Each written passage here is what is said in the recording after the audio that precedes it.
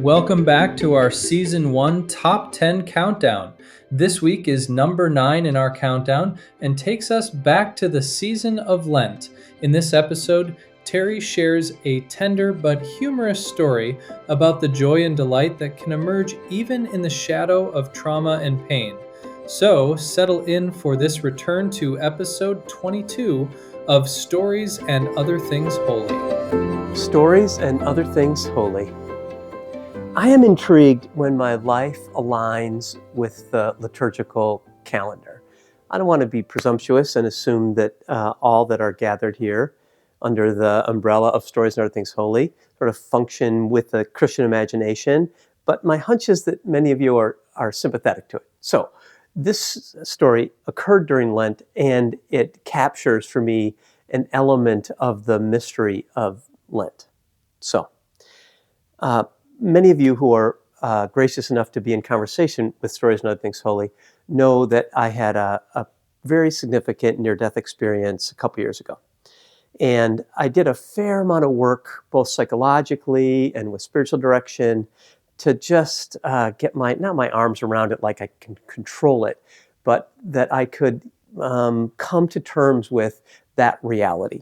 And it was a significant reality to come to terms with. So I'm about 6 months after that event, and I'm about to considering going to my first funeral. And I knew that going to a funeral for the first time in the wake of this experience I thought it would be taxing.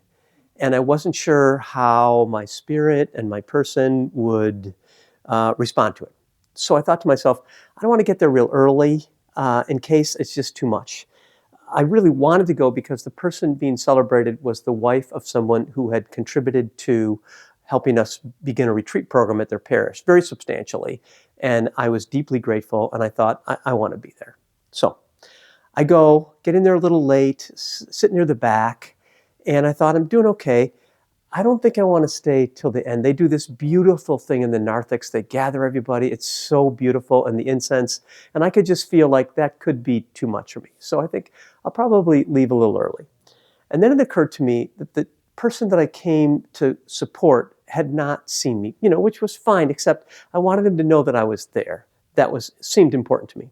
So I was looking for the little registration book, couldn't find it. And then I see it, sort of an odd place. It's a little bit, they have a circular church, and the baptismal font is in the middle, and the registration book was a little bit to the side of the baptismal font. I'm like, okay.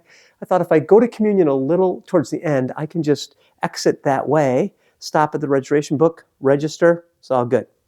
So I do that, get to the registration book, notice that there's no place for the address, but I'm like, I don't need a card. I just want him to know that I was here. So sign my name. We're all good. Then I start to leave a little early. Another person who was also affiliated with helping us start this retreat program caught me as I was leaving. They're like, hey, I saw you going to communion. I'm like, It's like, and I noticed that you signed the Book of the Dead. I'm like, what? It's like, yeah, that's the book that the family signs, acknowledging that they're releasing their family member into the arms of God. I'm like, wait a minute. You're telling me that I pre-registered in the Book of the Dead? Is that, and then we were both, the last place I would imagine laughing, and the last time I would imagine laughing, I come to a funeral, it's going to be way too much for me, and I pre-register myself in the Book of the Dead. Are you kidding me? And I laughed all the way home.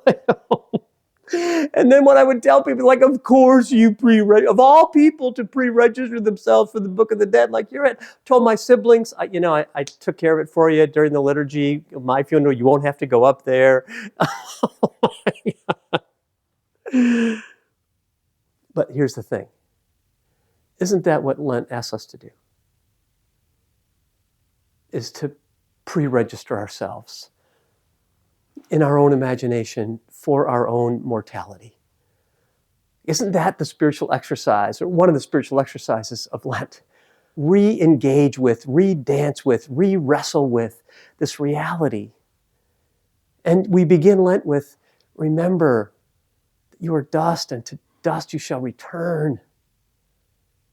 And an old Catholic piety would have us wake up in the morning, and our first prayer every day would be, remember death, followed by an ellipsis in our soul, and then remember life, and then get up, and then move into the day.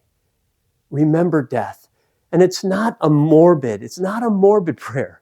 It's a prayer of engagement, deep and profound engagement. And then,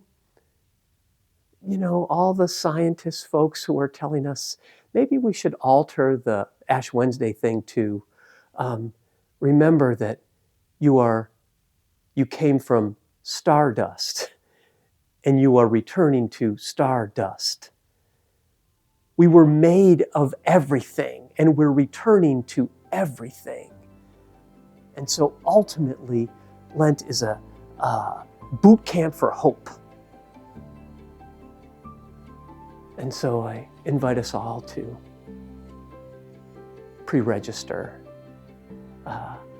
in the Book of the Dead, celebratively. Bless us, O Lord, for these thy gifts, which we are currently receiving from thy bounty. Through Christ our Lord, amen. Stories and other things holy.